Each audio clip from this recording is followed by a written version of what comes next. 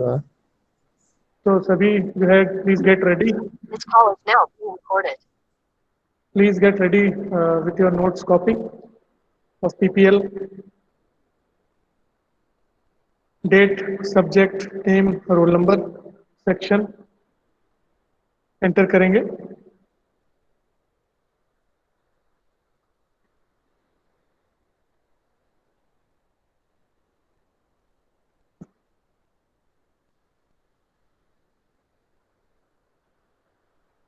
So in the last lecture we had seen about operation and maintenance, uh, and we had seen that in the maintenance phase the product is delivered to the customer and customer starts using the product, and whatever changes the customer requires are to be incorporated if the software project is in maintenance phase and under the legal binding of warranty. So the company has the responsibility to uh, do all the necessary enhancements and provide adaptation to the software because of the new environment, and also has to perform correction of bugs.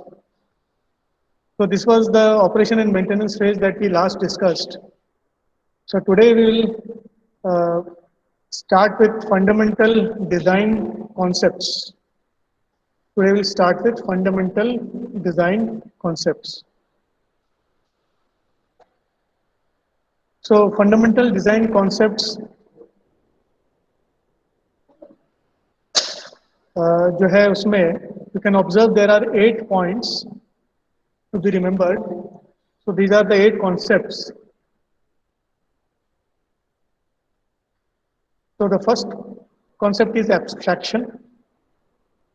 Abstraction का क्या मतलब है? Abstraction means an easy interface given to a complex background. एक simple way में अगर कहें तो complexities को छुपाने के लिए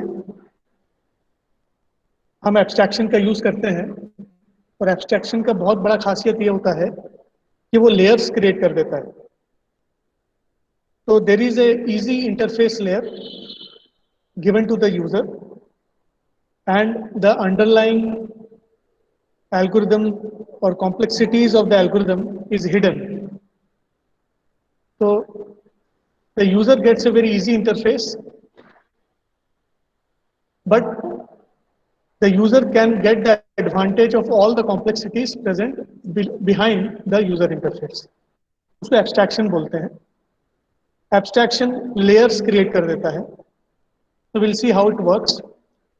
Second जो design concept है, it is refinement. Refinement का मतलब है step wise refinement of the design. Refinement से क्या होगा? डिजाइन का क्वालिटी बढ़ता है. डिजाइन क्वालिटी अगर इंप्रूव होगा तो नेचुरली कोडिंग क्वालिटी इंप्रूव होता है. थर्ड है modularity. Modularity means dividing the entire system into modules. So the problem statement which is given by the customer is divided into sub problems, and modules are created to solve the sub problems, and the results generated by the modules are integrated to achieve the solution. So that is modularity. Fourth point है software architecture. So we have already seen what is software architecture. It is a gross representation of the entire system components or the modules which are integrated together to form a single unit. So that kind of a view is the software architecture view. Fifth point है control hierarchy. Control hierarchy का मतलब है there is a module which can control other modules. इस type का अगर system हम बनाते हैं जहां पे एक मॉड्यूल मेन मॉड्यूल होता है और वर्कर मॉड्यूल्स को जो है वो ऑपरेट करता है, तो उस केस को हम कहते हैं कंट्रोल हायरार्की। तो ये वर्टिकल और हॉरिजॉन्टल दोनों टाइप का हायरार्की होता है। We will see how it is been done. Structural partitioning उसी उसी चीज का एक्सटेंशन है कि वर्टिकल और हॉरिजॉन्टल पार्टीशनिंग करते हैं हम।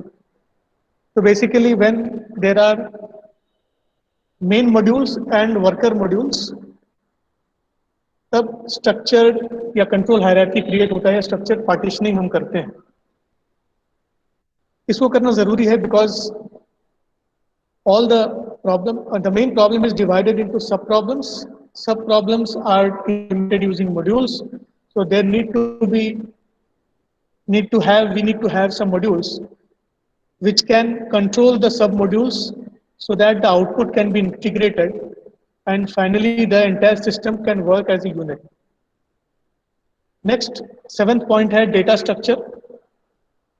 It is the uh, the main algorithm used to implement the business logic.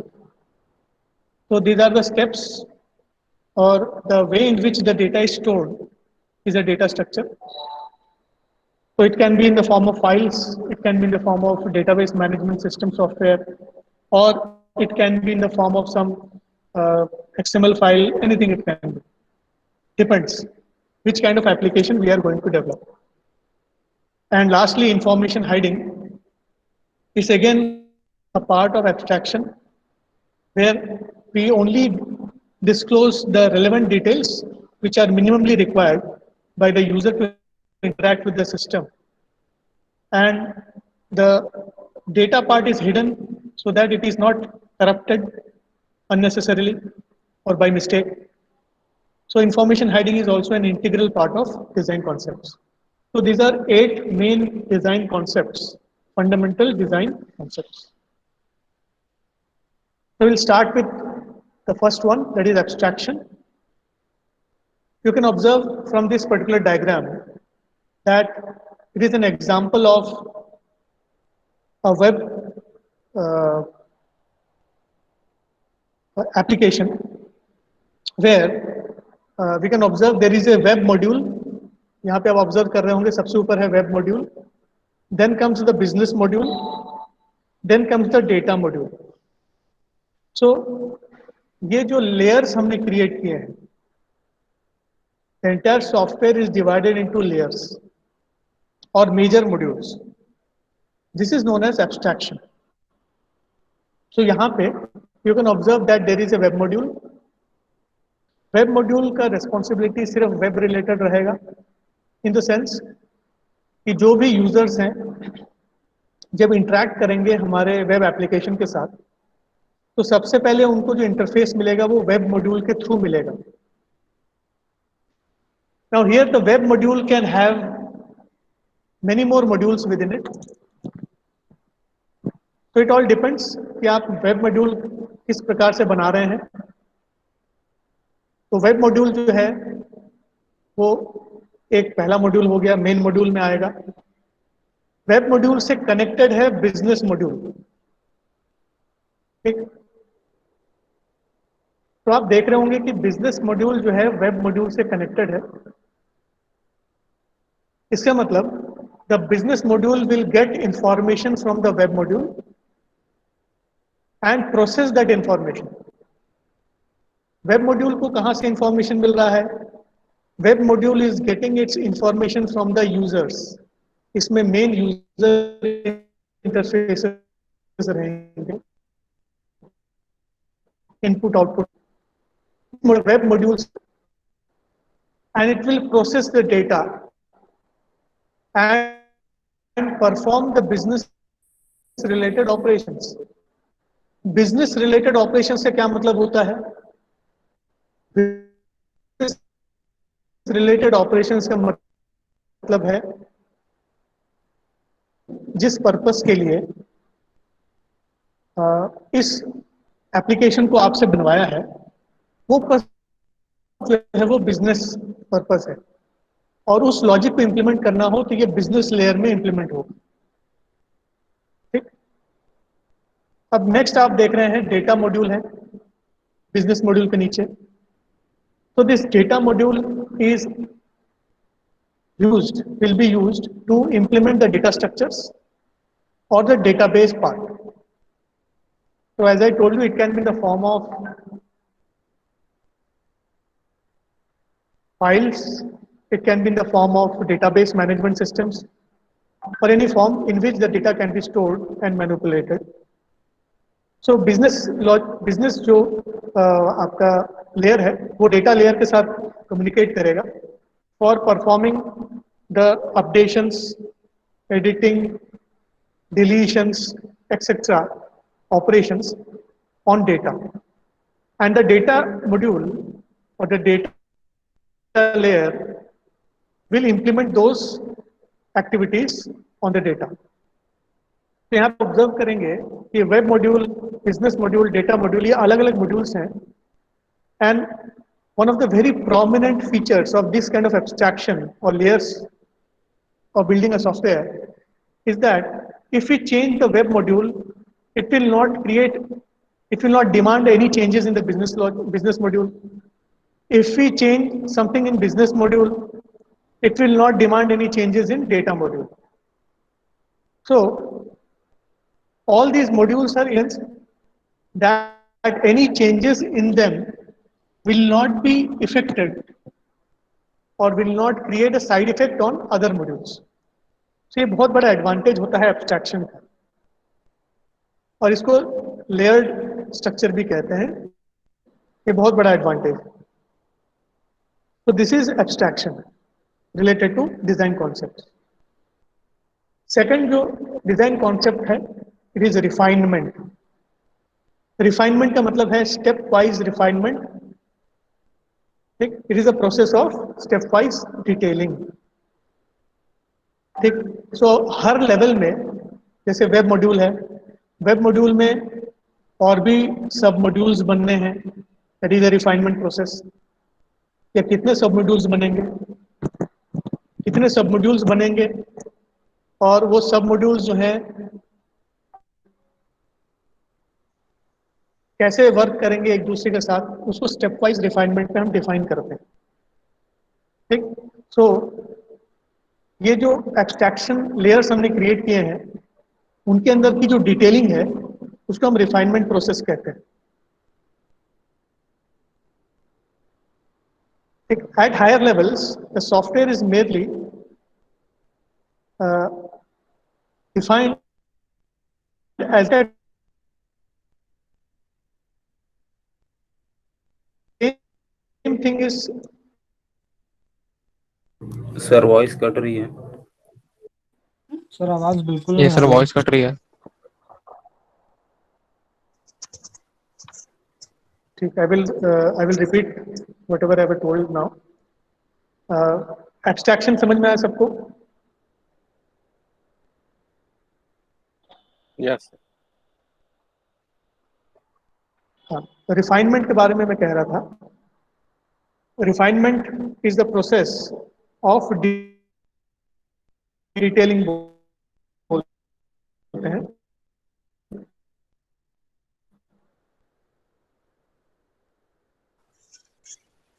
Sir बाबा आवाज कट रही है अभी भी। सर आवाज कट रही है आपकी।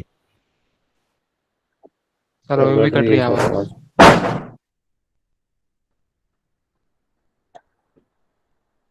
ओके, स्टेप वाइज रिफाइनमेंट के बारे में हम डिस्कस कर रहे हैं।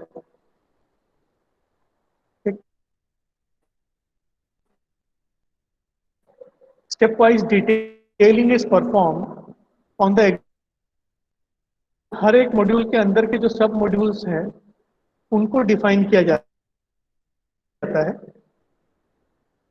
और ये एलाबोरेशन होता है। It is a kind of elaboration process which to understand how many sub modules are there in a particular main module.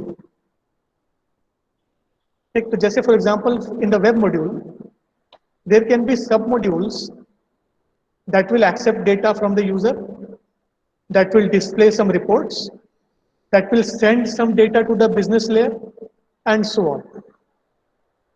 So inside the web module, we can have multiple sub-modules to help complete the work of the web module. Similarly, in the business module, there can be sub-modules.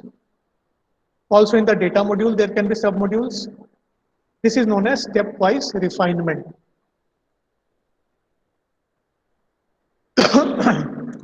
Next है modularity.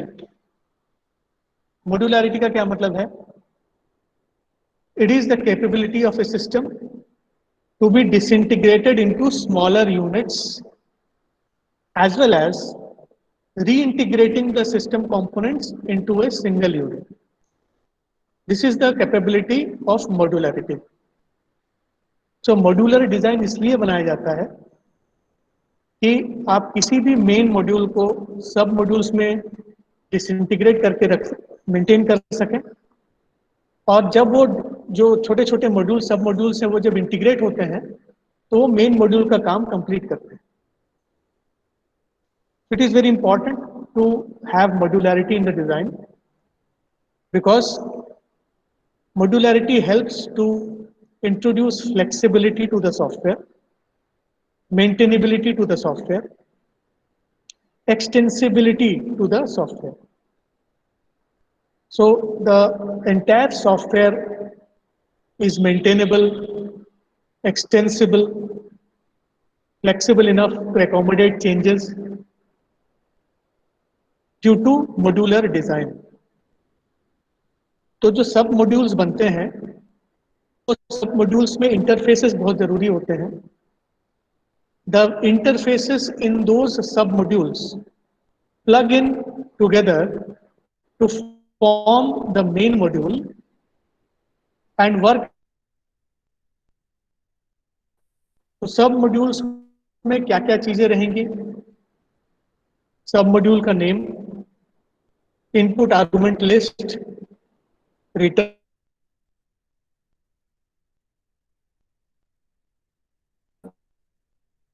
वो module क्या function provide करेगा उसका. Sir voice पूरी cut तो जो जा रही मॉड्यूल्स है, समझ नहीं आ रहा.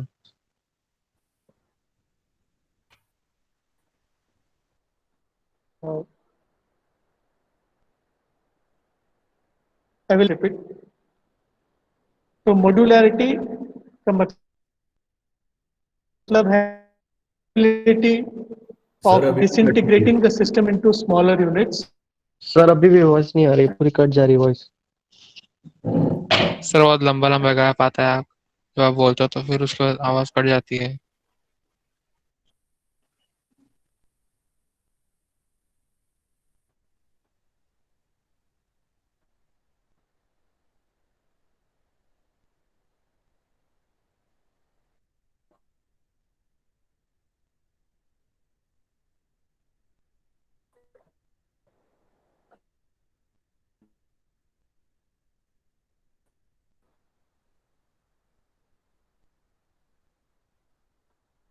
Points that are displayed on the screen पे हैं, और जो छोटे सब सिस्टम्स हैं उनको हम सब मॉड्यूल्स बना सकते हैं, और उन सब मॉड्यूल्स को बाद में इंटीग्रेट करके पूरे सिस्टम को क्रिएट कर सकते हैं, रिक्रिएट कर सकते हैं.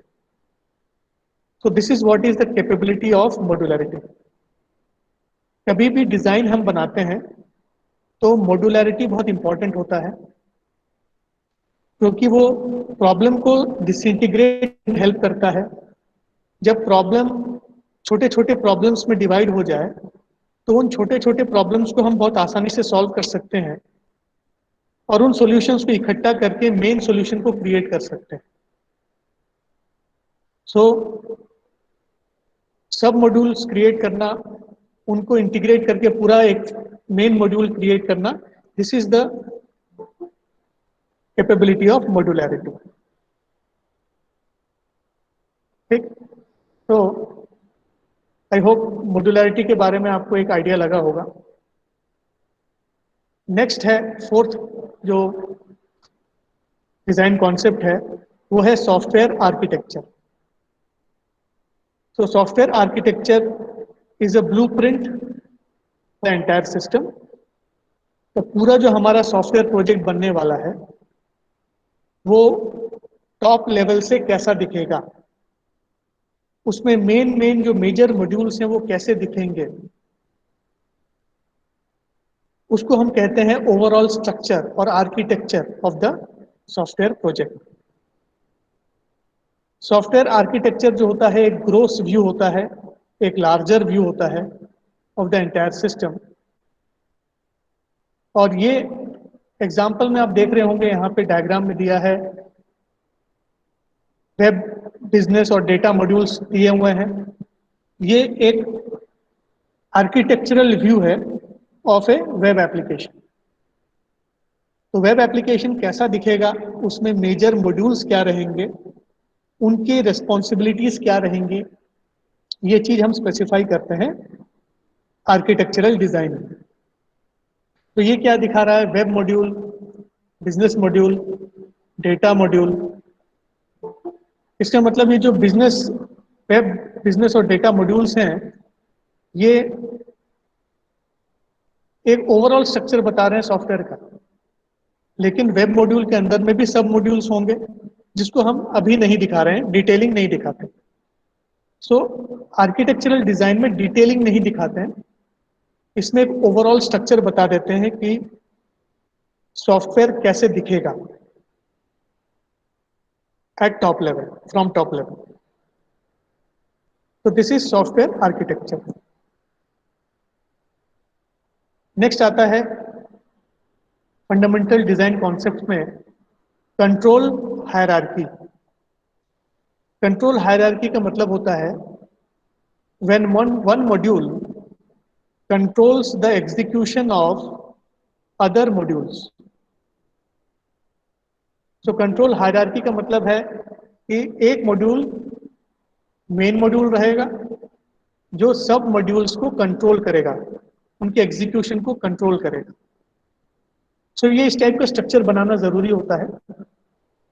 जैसे आप यहाँ पे देख रहे होंगे एक टी स्ट्रक्चर जैसे बना हुआ है, इसमें M1 जो है वो मेन मॉड्यूल है,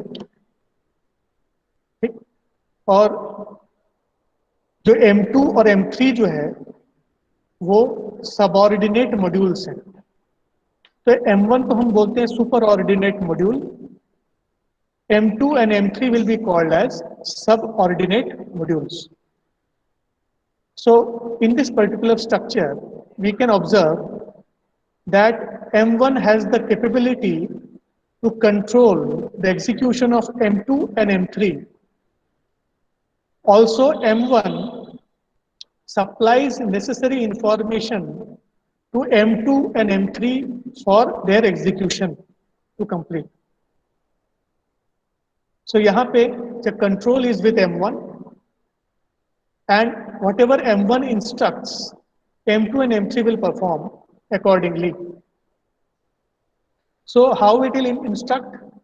देखिए जब भी मॉड्यूल्स के बारे में हम कहते हैं, शुरुआत में मैंने बताया था कि मॉड्यूल्स आर फंक्शंस। जैसे हम सी में पढ़े होंगे फंक्शंस क्या होते हैं, उसी प्रकार का मॉड्यूल्स मतलब ही एक फंक्शन होता है।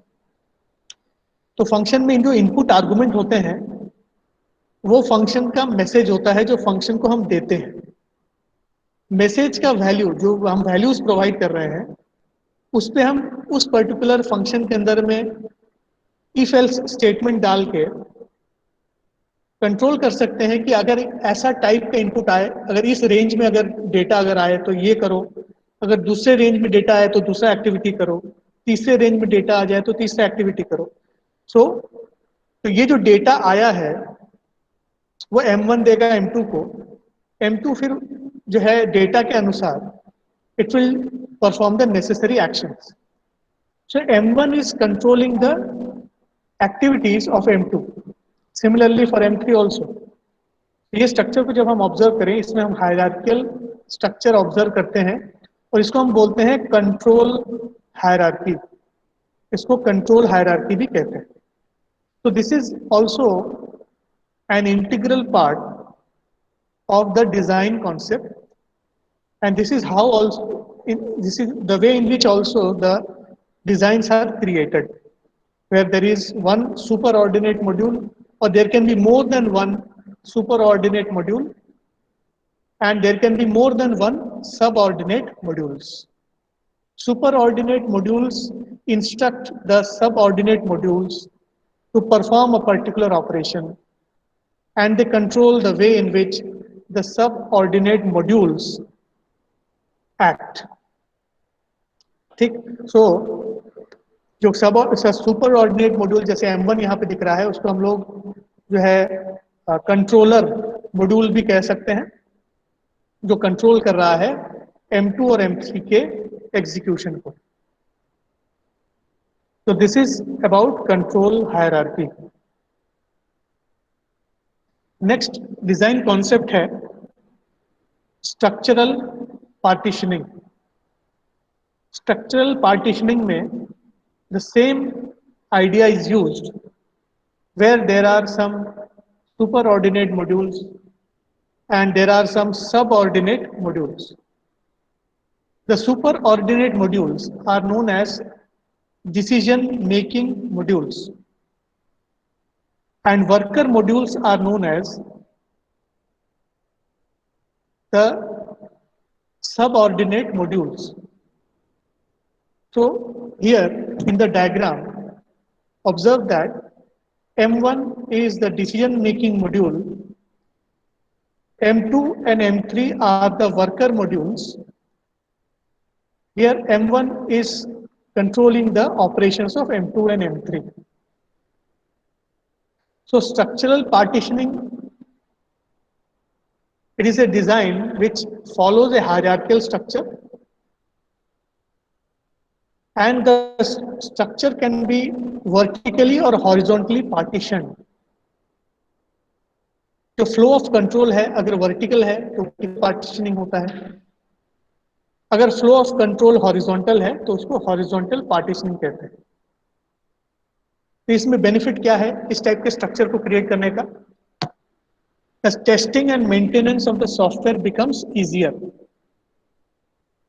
So if there is a problem in the system, we can directly go to the decision-making modules which are responsible for a particular functionality. जैसे मेरे पास अगर 5 मेजर फंक्शनैलिटीज हैं, तो मेरे पास 5 डिसीजन मेकिंग मॉड्यूल्स बनाने पड़ेंगे मुझे, और उन 5 डिसीजन मेकिंग मॉड्यूल्स के नीचे उनके सबऑर्डिनेशन में वर्कर मॉड्यूल्स रहेंगे जो उन मेन मॉड्यूल्स के काम को कंप्लीट करने में उसको हेल्प करेंगे. तो अगर कोई फंक्शनैलिटी में प्रॉब्लम है तो मैं इस पर्टिकुलर मॉड्यूल में सीधे चला जाऊंगा और उसको टेस्ट कर सकता हूं.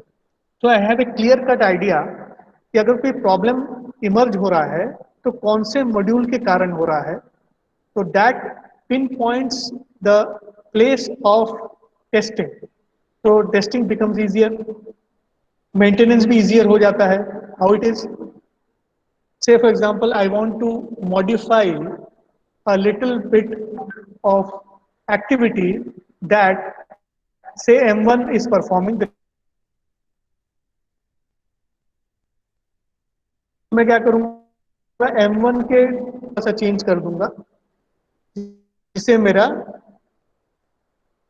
मॉडिफिकेशन कंप्लीट हो जाएगा. तो it is easier now. Again एक पिन पॉइंटेड एरिया में ही चेंजेस करने पड़ेंगे, पूरे सिस्टम को चेंज करने की जरूरत नहीं पड़ेगी.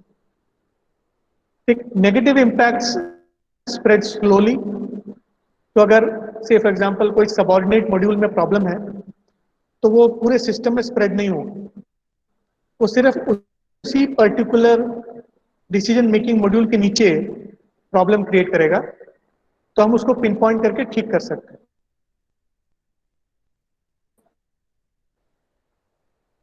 ठीक, और हम चाहें तो बहुत सारे वर्कर मॉड्यूल्स डाल सकते हैं उसमें टू डिक्रीज द वर्कलोड और to scale the system up.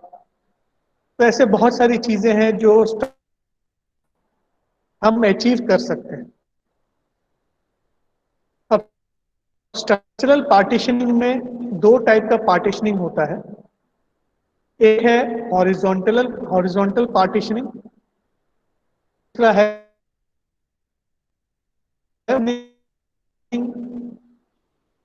जो है वो डेटा का मूवमेंट और कंट्रोल का मूवमेंट बताता है in a horizontal way. So the control modules communicate between horizontally. देखिए यहाँ पे आप ऑब्जर्व करेंगे, डायग्राम को ऑब्जर्व करेंगे, जो ऊपर में जो बड़े बड़े बॉक्सेस दिए हुए हैं, दीज आर कंट्रोल मॉड्यूल्स.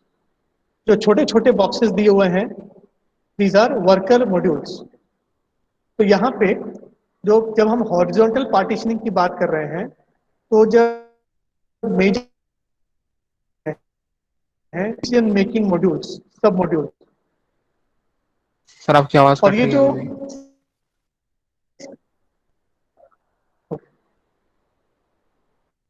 भी।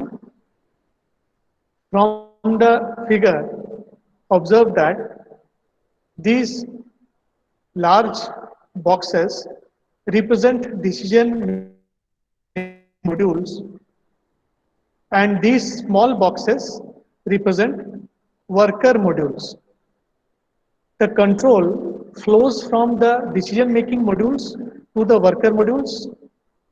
Also here you can observe that the decision modules can also communicate with each other for completing a particular task. तो इस टाइप कम्युनिकेशन जब होता है जहाँ पे decision making modules can communicate with each other.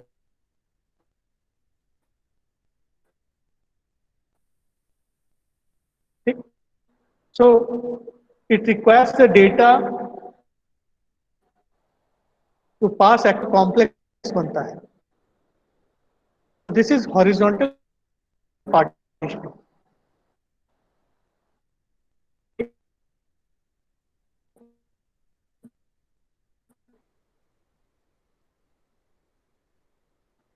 So the control modules are given the instructions by the main control module. So there are more than sir voice cut cut के आ there रही is है a sir, बिल्कुल नहीं आ रही hierarchical voice. structure for control modules also. Sir voice नहीं आ रही sir, कुछ समझ नहीं आ रहा है. So this kind of a structure that is created is known as horizontal partitioning.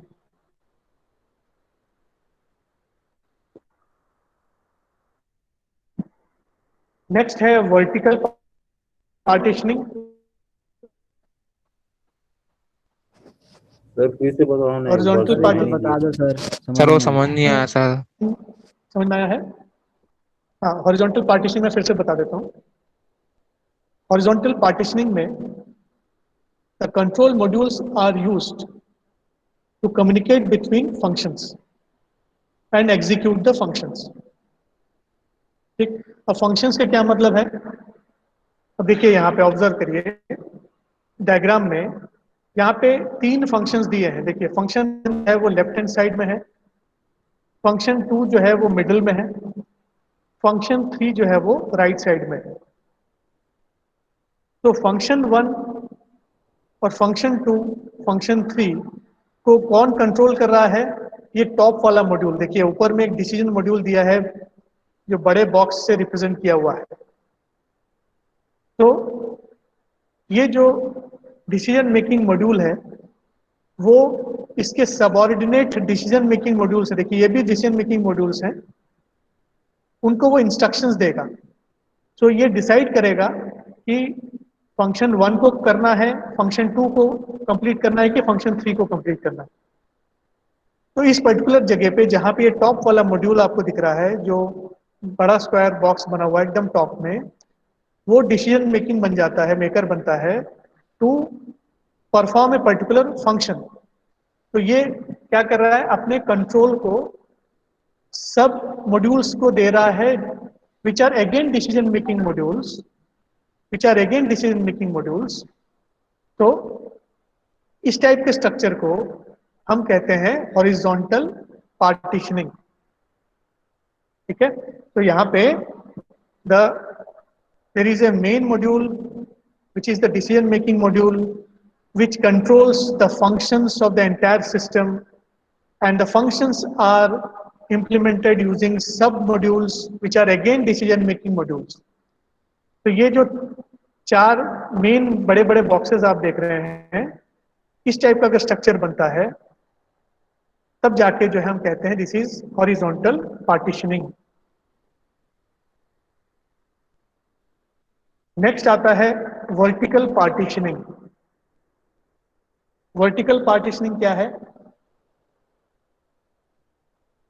In vertical partitioning the functionality is distributed among the modules in a top-down manner.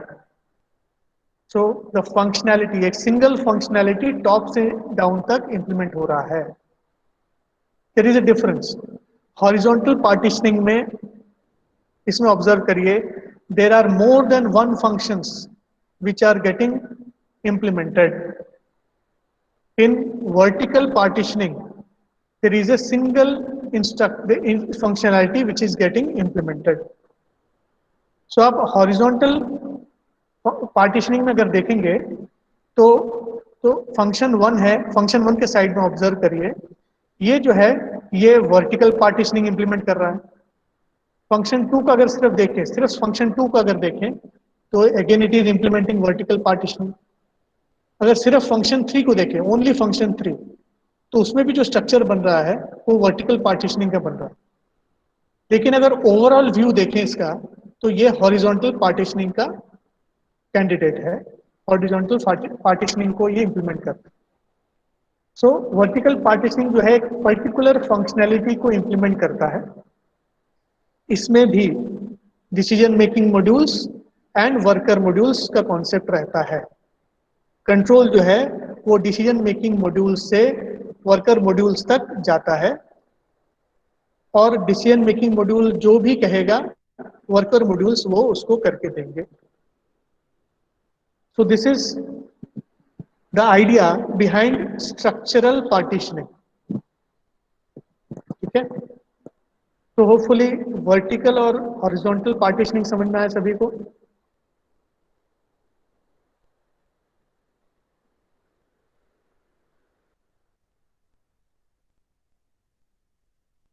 ठीक,